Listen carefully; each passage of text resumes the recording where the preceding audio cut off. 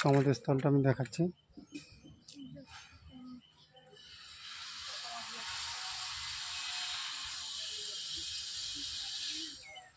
আম ধরেছে,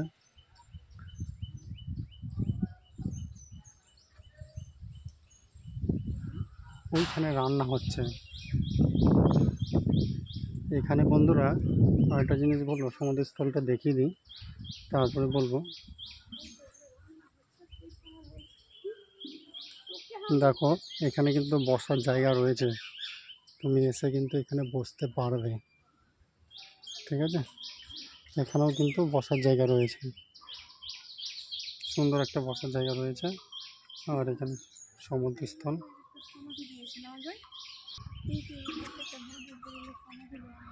এখানে সব গুরুদেবদের নাম লেখা আছে, নামগুলো।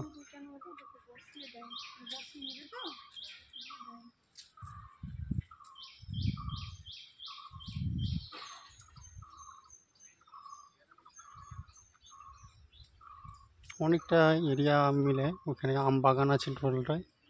আমরা অত দূর আর যাচ্ছি না, এই সাইডগুলোই দেখিয়ে দিচ্ছি তোমাদেরকে। আর এটা দেখছো, এটা চালতা গাছ। তোমরা চালতা গাছ দেখেছো নিশ্চয়ই। এখানে কিছু একটা পুজো হয়। কি লেখা আছে দেখো, অভিনব বন্ধুলীলা মহা উদ্ধারণ পাইলেন গুরু কিভাবে।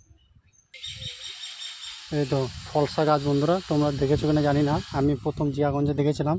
আর এখানে দেখছি একটা, এটা ফলসা গাছ, খুব সুন্দর লাগে এই ফলটা।